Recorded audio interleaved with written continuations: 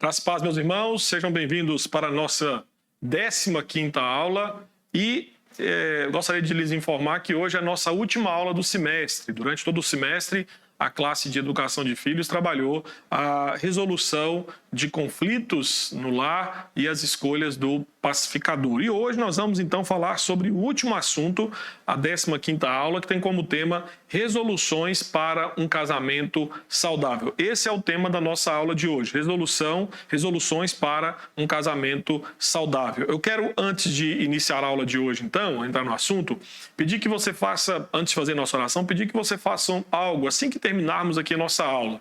Você pudesse entrar no site da PIPG e que você pudesse participar da avaliação desse curso que é realizado pela nossa querida superintendência da Escola Dominical. É muito importante saber, ter o feedback dos irmãos através dessa pesquisa para que no próximo semestre possamos melhorar a nossa dinâmica de aula. Nosso desejo é que as aulas possam ser presenciais, mas corremos o risco de não voltarmos presencial ainda, então queremos saber o feedback dos irmãos para que possamos melhorar tanto presencial ou se continuarmos no online. Vamos orar e logo depois então nós iniciaremos a nossa última aula do semestre.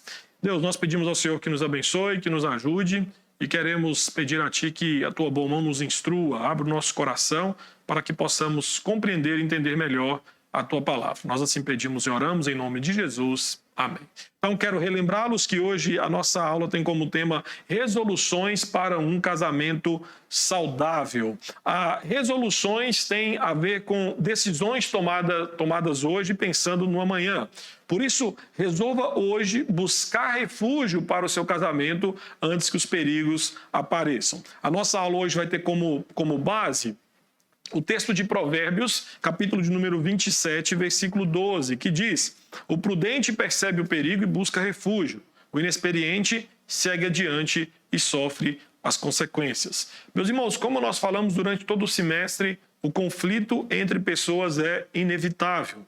Por isso que quando nós fazemos votos de ser fiel ao nosso cônjuge, na alegria ou na tristeza, até que a morte o separe, isso não anula o fato de que nós continuamos sendo pessoas pecadoras. E porque somos pecadores, vivendo juntos, com certeza é óbvio que enfrentaremos conflitos. E conflitos, como nós falamos ao longo desse semestre, tem o poder de devastar, tem o poder de destruir casamentos, até mesmo casamentos de cristãos. Entenda que não existem casamentos inabaláveis neste mundo caído. E o fato de ser cristão não isola você ou seu cônjuge desses desafios. Tristemente, cristãos professos têm quase o mesmo número de divórcios que casais que vivem fora da igreja e longe de Cristo. Portanto, é ingenuidade da nossa parte achar que o casamento de duas pessoas cristãs está imune de alguma forma só porque professamos a fé em Cristo Jesus. Por isso, digo que se os cônjuges forem sábios, escutarão o conselho do rei Salomão. Eles perceberão os perigos existentes neste mundo caído, perigos que rondam, perigos que podem bater na porta do seu lar, do seu casamento, e buscarão refúgio o quanto antes em Cristo Jesus. Isso me lembra de Daniel, capítulo 1, versículo 8. Lembra da história de Daniel, que Daniel, quando é levado ali para a Babilônia, capítulo 1, versículo 8, diz que diante dele foi colocada ali as finas iguarias do rei, a possibilidade de comer aquilo que o rei comia. Entretanto, Daniel sabia que aquela comida era uma comida oferecida aos ídolos, e mais do que isso, era a comida que iria quebrar a dieta, aquilo que Deus havia proibido na lei de Israel, aquilo que Deus havia colocado na sua lei, como proibição para o povo de Israel no que diz respeito a alimentos puros e impuros. Então, o capítulo 1, versículo 8 fala que Daniel resolveu firmemente não se contaminar. Essa expressão resolveu, lá no hebraico, dá a ideia de que Daniel tomou uma decisão e mesmo que ele viesse a morrer por conta daquela decisão, ele não retrocederia. Em outras palavras, entenda que como casal, nós precisamos tomar providências pensadas para prevenir problemas. E, ao mesmo tempo, quando nós resolvemos, quando nós fazemos resoluções para o nosso casamento, nós estamos, de certa forma, nos prevenindo, nós estamos pensando em como nós iremos passar pelos momentos conturbados em nossos casamentos e permaneceremos juntos um ao outro. Mas para isso, queridos, para fazermos votos, né, para fazermos resoluções, nós temos que entender que é importante fazer resoluções antes que os problemas conjugais apareçam. E mais do que isso, né, nós precisamos entender que ambos no casamento, ambos os cônjuges, têm que estar compromissados com a ideia de fazer com que o casamento de fato seja uma bênção, seja um sucesso. É importante pensar que alguns casais, por exemplo, se na prosperidade financeira tivessem feito algumas resoluções sobre como investir seus recursos, poderiam não sofrer crises na atualidade por causa da falta de recursos. Por isso, na aula de hoje, nós iremos tratar de alguns passos proativos. Entenda, passos proativos, não são reativos. A tendência nossa é ser muito reativo, ou seja, quando alguma coisa nos acontece, é que nós reagimos. A ideia é que você, antes que os problemas surgem, você já vai tomar decisões que vai preparar o terreno para que você e seu cônjuge, no casamento, possam lidar com os conflitos antes mesmo que os conflitos apareçam. Então, o primeiro passo que quero pensar com você hoje é esse aqui: nutrir o relacionamento conjugal. Meus queridos, se um casal não alimentar seu casamento, assim como podemos pensar, por exemplo, numa criança, né? O pai que não alimenta o seu filho, nós entendemos que uma criança, quando não se alimenta de forma correta no seu desenvolvimento, ela raramente vai crescer de forma sadia. Então, eu quero te dizer que a mesma coisa diz respeito ao casamento. Nós precisamos nutrir o nosso casamento, porque assim como uma criança que não é alimentada nos seus primeiros passos, ela pode até crescer, mas irá crescer com sérios problemas. O mesmo acontece com casamentos em que não há a nutrição deste casamento. Tem um provérbio inglês que diz que se você está andando sem fazer esforços, é porque você está na descida. E essa é uma realidade no casamento, não é verdade? Às vezes nós acabamos entrando na rotina do casamento e é como se fosse banguela abaixo, vai descendo, só que uma hora o freio falha e nós acabamos batendo de cara na parede. Nós temos que entender que em casamento nós não podemos deixar que as coisas sigam banguela abaixo. Nada disso. Existem esforços que precisam ser feitos para que o casamento seja abençoado. Então, as atrações, as pressões, as tentações do mundo podem facilmente destruir casamentos. Por isso que é essencial que um casal cultive propositalmente as 4 dimensões do seu relacionamento conjugal. Primeiro, espiritual. Meu querido, Deus, vamos dizer assim, Deus e pessoas próximas de Deus inevitavelmente ficarão ainda mais próximas umas das outras. Então, o que eu digo para você como casal, como cônjuge? Façam um compromisso de crescerem juntos na fé, orando juntos, estudando a palavra de Deus juntos, louvando a Deus juntos, tendo comunhão com o Senhor juntos na igreja. Então, a melhor forma de você proteger o seu casamento, nutrir o seu casamento, diz respeito à sua espiritualidade. Por quê? Porque Calvino dizia que quando nós estamos bem com Deus, nós estamos bem para conosco mesmo e para com o próximo. Então, o nosso relacionamento com Deus determina os outros 2 relacionamentos, relacionamento com o próximo e conosco mesmo. Então, se nós queremos nutrir a nossa carne, e aí lembrando que o casamento diz que nós somos uma só carne com o nosso cônjuge, se nós queremos nutrir a nossa carne, no que diz respeito a casamento, espiritualmente falando, nós temos que nos devotar a uma vida piedosa, a uma vida de comunhão na igreja, a uma vida de oração no lar, de culto familiar. É importante pensar que muitos casamentos, eles acabam tendo crescimentos dos cônjuges, espiritualmente falando, de forma desordenada. Por exemplo, às vezes a esposa é aquela que vem na igreja, aquela que vem domingo de manhã, aquela que participa das orações, participa de pequenos grupos, participa de escola dominical. E o marido é aquele acomodado, que vez ou outra resolve sair do sofá para vir na igreja no domingo. Às vezes o inverso também é verdade, às vezes é o homem que é extremamente envolvido com a casa do Senhor, com as coisas de Deus, com a leitura da Bíblia, com a oração, e a mulher pouco se envolve.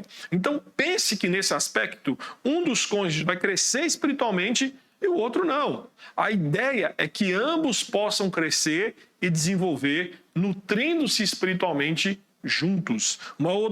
Outro ponto importante que nós temos que pensar, que nós temos que cultivar no relacionamento conjugal, diz respeito à parte intelectual e criativa. Meus queridos, façam um compromisso de apreciarem juntos, o quanto for possível, atividades que reforçam o relacionamento de vocês.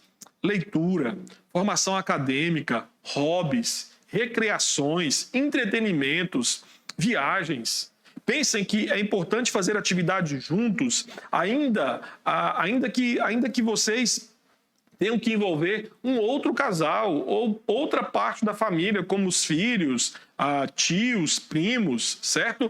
Compartilhem perguntas e perspectivas que os ajudem a crescer na mesma direção. Então é importante pensar não apenas na parte espiritual, mas também nessa parte intelectual recreativa. Outro ponto importante que tem que ser investido no que diz respeito ao casamento, nós temos que alimentar a parte emocional, mostrar sinais de afeto, mostrar sinais de cuidado, de devoção por meio de palavras e ações, de certa forma fortalece e alimenta o aspecto emocional de um casamento. Isso gera, queridos, uma comunicação de forma aberta, isso gera gentileza, isso gera um relacionamento honesto, isso faz com que exista a sensibilidade quando um vai se comunicar com o outro.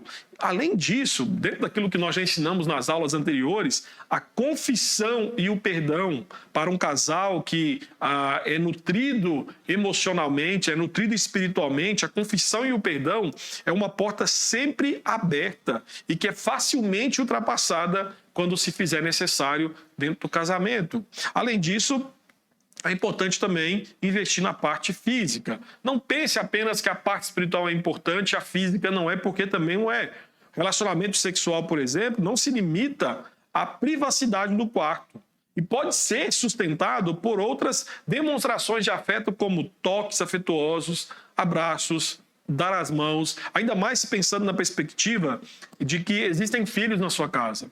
Pai e mãe, a forma que vocês se tratam, a forma que vocês se tocam, a forma que vocês se abraçam, a forma que vocês demonstram carinho um para com o outro, isso é instrutivo e formativo no que diz respeito a futuros relacionamentos dos seus filhos. Então, é importante que os filhos vejam como que os pais se tratam, como que eles demonstram afeto e amor, porque é provável que isso há de ser replicado quando eles também estiverem casados. Então, a paixão física que une um casal, ela não precisa e não deve diminuir com o tempo.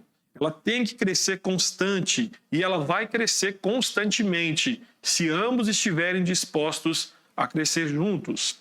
Além disso, queridos, nós temos que pensar também que um segundo passo nessa questão de proatividade, que é pensar em justamente aquilo que falamos durante todo o semestre, aprender a ser um pacificador. Entenda que as nossas naturezas pecaminosas, nossa natureza caída, garante o conflito no casamento. Não importa o quanto os cônjuges estão individualmente comprometidos com Deus ou um com o outro. Então, é essencial é essencial pensar em como que os cônjuges lidam com as divergências. Entenda que se não aprendermos como resolver as nossas diferenças dentro de um casamento de maneira construtiva, as repetidas ofensas do cotidiano se acumularão até um ponto crítico e criarão uma barreira que há de nos dividir. E aí eu digo para você, às vezes essas barreiras, elas fazem com que haja uma separação, vamos dizer assim, irremediável no que diz respeito aos cônjuges. Por isso, casais precisam ver os conflitos, como nós falamos ao longo do semestre, como oportunidade de praticar os princípios bíblicos para a pacificação de conflitos. O que nós vimos esse semestre foi justamente isso. Veja dentro do seu lar os conflitos, não como uma oportunidade para você esbravejar, para você colocar para fora as suas frustrações, o seu desânimo, a sua raiva. Não. Veja os conflitos no lar como uma oportunidade para que você possa ministrar graça, para que você possa exercitar os princípios bíblicos referentes à pacificação. E uma ótima maneira de colocar esses princípios em práticas é compartilhá-los com outras pessoas. Eu gosto muito da carta de Paulo a Filemon, porque a carta de Paulo a Filemon é um exemplo de como compartilhar com os outros o que Deus está nos ensinando sobre a pacificação. Aquela carta ela é extraordinária, porque ali nós temos a ideia de Paulo recebendo Onésimo na prisão.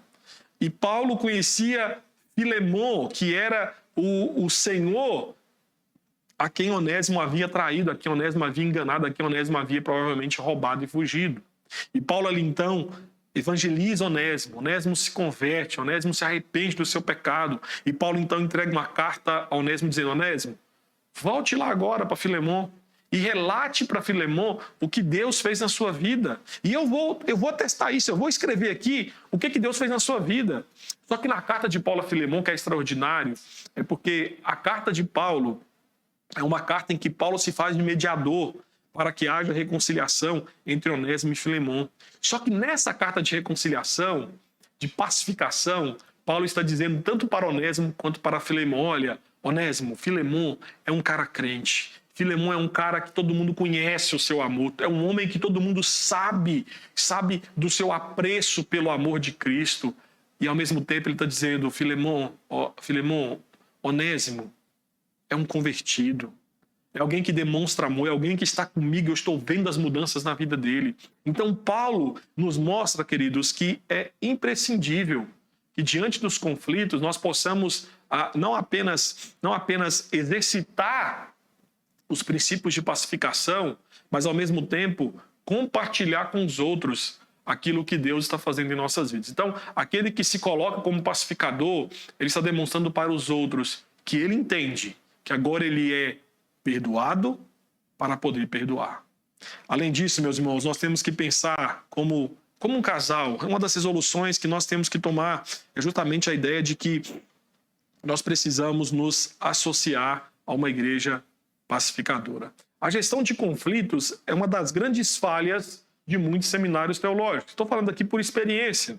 Por onde eu passei no seminário, eu fiz tanto o Instituto Bíblico Eduardo Lane, o IBEL, que tinha uma perspectiva muito mais prática do ministério, visando, lógico, tinha uma parte teórica, mas era visando muito mais o aspecto do evangelista, né? Não era algo tão complexo assim no que diz respeito ao trabalho pastoral. Depois passei pelo seminário, JMC, minha formação pastoral, e digo para os irmãos que não me lembro, não tive realmente aulas durante meu tempo de formação teológica a respeito de resolução de conflitos. Então, é fato que porque muitos pastores não aprenderam sobre como resolver conflitos biblicamente, muitas igrejas são afetadas por conta disso. Muitas igrejas são pastoreadas por esses pastores que não sabem como resolver conflitos. E aí digo para vocês que porque não são ensinadas a como resolver conflitos, essas igrejas acabam se tornando desajeitadas e inexperientes quando se trata de ajudar os seus membros a resolverem os seus conflitos. Deixa eu fazer um parênteses aqui que é importante. Não é porque um pastor não tem esse tipo de aula no seminário que ele não deve procurar ferramentas através de cursos, através de leituras, através de estudos, para que isso possa ser suprido. Então, hoje nós vivemos em um contexto que, graças a Deus, existem várias possibilidades, vários cursos, vários seminários que falam e que ensinam a como resolver conflitos. Então, a Associação Brasileira de Conselheiros Bíblicos, por exemplo, ela ministra cursos e que ensina justamente sobre isso. Nós temos excelente literatura na editora Nutra, por exemplo, livros esses que você pode comprar aqui na livraria e editora APAB, que falam sobre isso. O livro que nós estamos usando, por exemplo, como referência do Ken Sande, fala justamente sobre isso, sobre como colocar em prática princípios bíblicos para a pacificação. Só que o que eu estou dizendo para você é o seguinte: pode ser que você que está me ouvindo agora, me assistindo, pode ser que você fale assim: olha, pastor, eu nunca senti nenhuma necessidade nas igrejas por onde eu passei quanto a isso. Vou dizer uma coisa para você: se as coisas estão indo bem no seu casamento, talvez você nunca note esta deficiência dentro da sua igreja.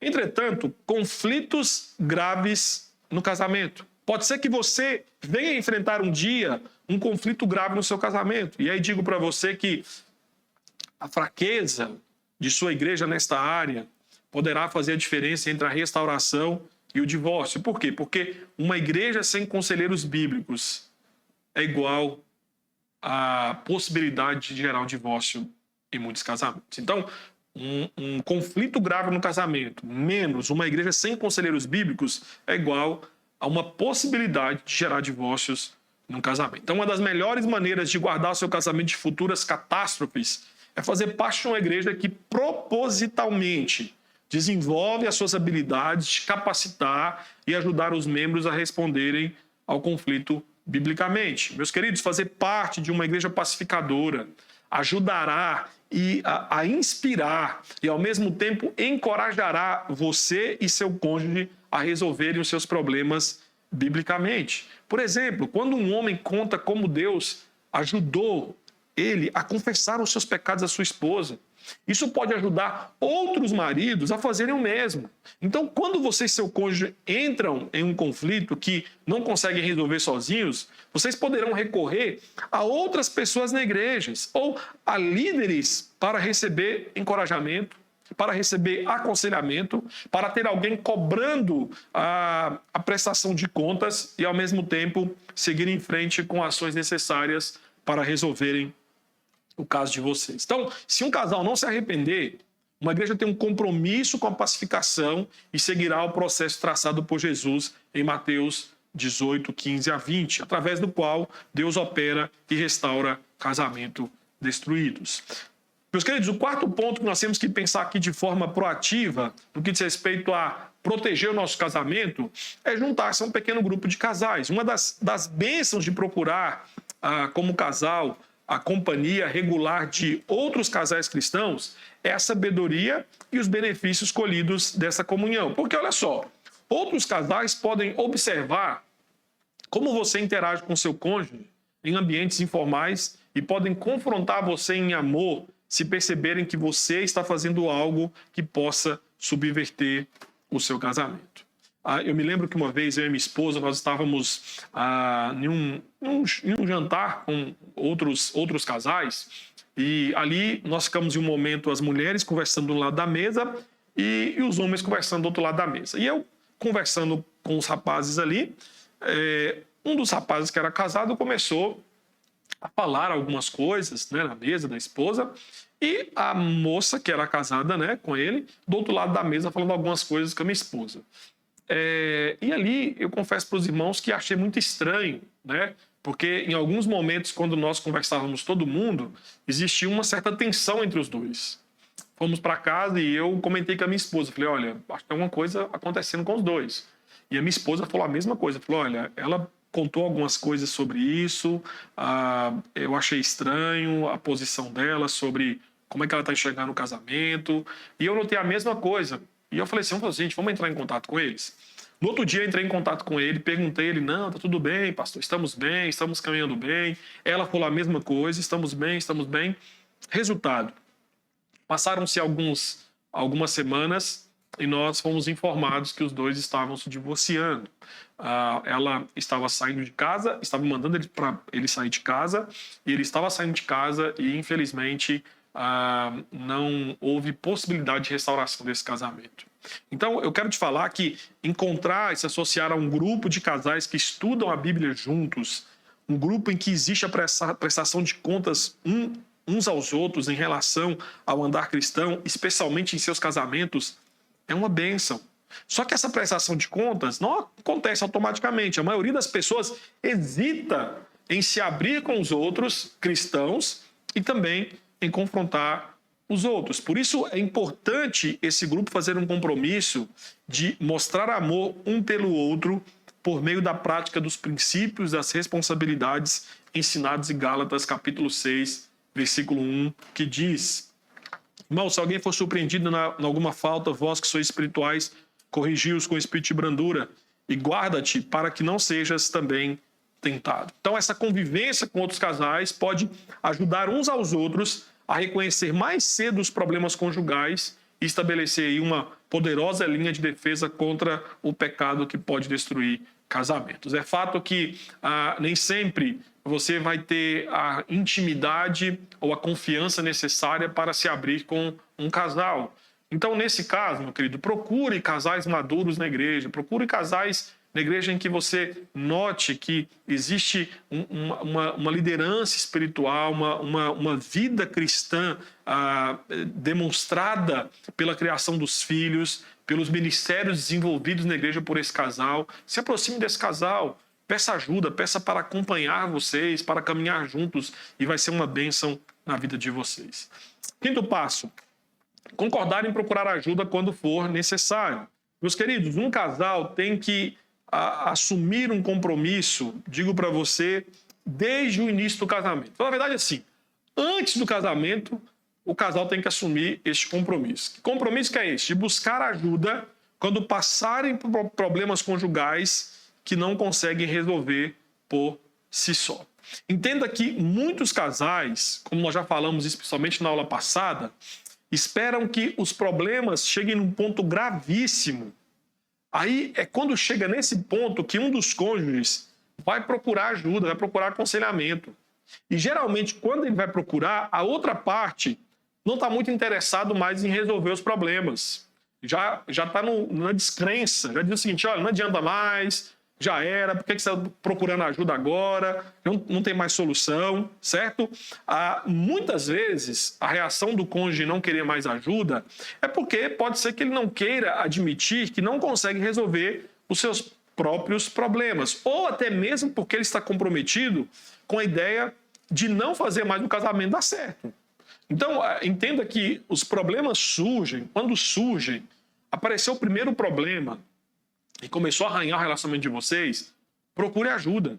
Então, digo para você que é importante que você sente com seu cônjuge e estabeleça isso. Pastor, mas nós já estamos casados há 20 anos, não fizemos esse compromisso. Faça-o agora. Faça-o agora. Tá? Precisamos de ajuda e se da agora para frente algum problema surgir que nós não conseguimos resolver, vamos procurar ajuda. A Bíblia fala que na multidão de conselheiros há sabedoria. Então, existem problemas. Pastor, eu tenho 30 anos de casamento, eu consigo resolver meus problemas sozinhos. Meu irmão, digo para você que eu conheço casais que tinham 40 anos de casado e se divorciaram. Casais com 10 anos, casais com 30 anos de casado e se divorciaram. Então, não caia nessa armadilha de pensar que todos os problemas conjugais vocês conseguem resolver sozinhos, porque tem problemas que vocês vão precisar de ajuda. E aí, lembre-se que a Bíblia fala sobre levar a carga uns dos outros, compartilhar os problemas uns com os outros. Então pense e faça esse voto de procurar ajuda quando for necessário, independente de quanto tempo tem de casado vocês.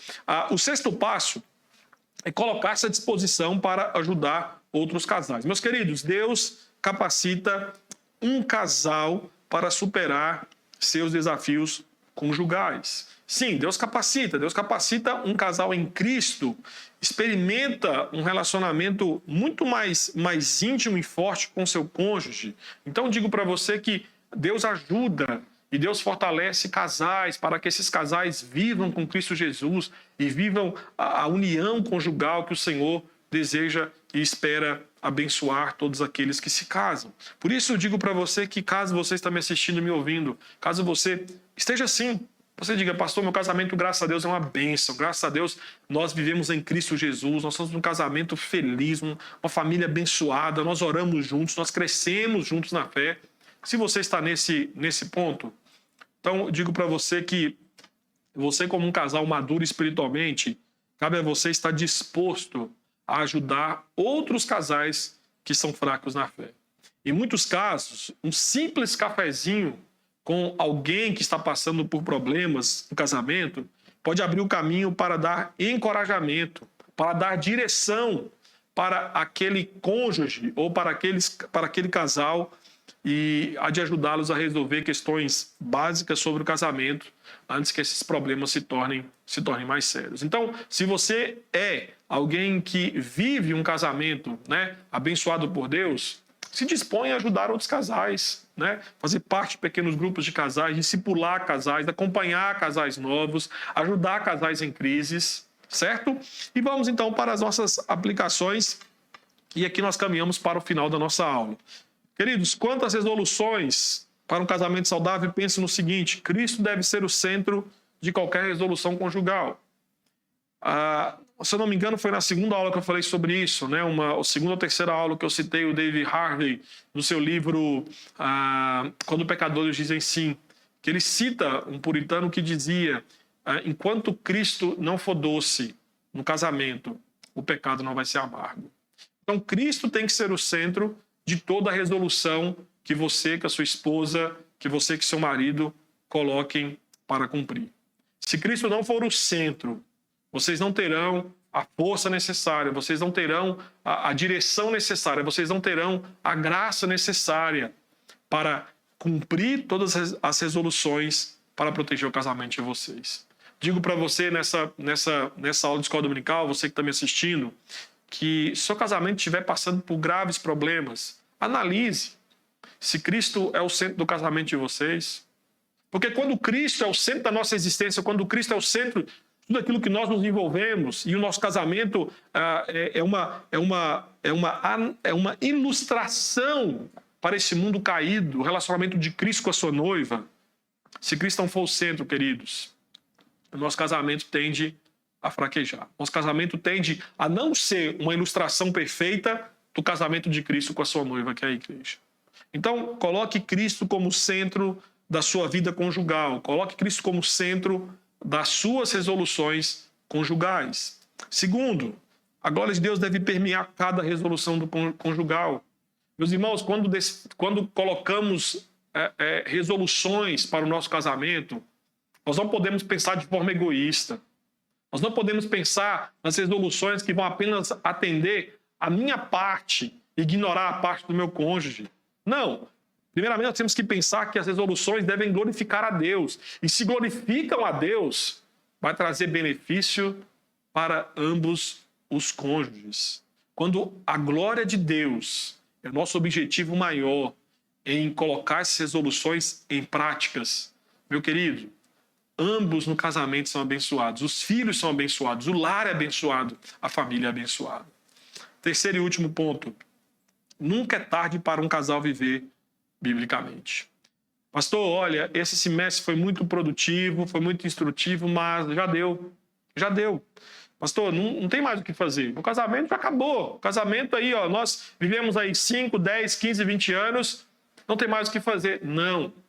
Nunca é tarde para um casal voltar-se para as Escrituras. A palavra do Senhor tem poder para restaurar, para trazer vigor, para trazer vida a almas mortas. Será que esse poder para trazer vida à alma morta não tem poder também para restaurar casamentos moribundos? É claro que tem. Por isso digo para você hoje, não caia nas artimanhas do inimigo, dizendo que, olha, não tem mais jeito para o seu casamento, porque tem. A Bíblia fala que enquanto nós estivermos vivos, ainda existe algo a ser feito. A porta da graça do Senhor, ela se fecha quando há morte física. Então, enquanto você não morrer, ainda há esperança para que vocês vivam um casamento abençoado. Pastor, como viver um casamento abençoado? A Bíblia nos mostra. Basta voltar-se para a palavra do Senhor. Seguir o manual dado pelo Criador de como desfrutar de um casamento abençoado. Por isso digo para você, nunca é tarde para que você e seu cônjuge orem, volte-se para o Senhor e decidam viver biblicamente. Meus irmãos, nós estaremos orando, encerrando a nossa aula de escola dominical. Quero agradecer você que nos acompanhou durante todo esse semestre. Espero que as aulas tenham edificado e abençoado o seu casamento, o seu lar. E peço a você novamente que vá lá no site da PIPG, faça a avaliação do curso e assim você há de nos ajudar, a superintendência escola dominical e essa classe de educação de filhos, a pensar em melhorias e também planejamento para o próximo semestre. Oremos.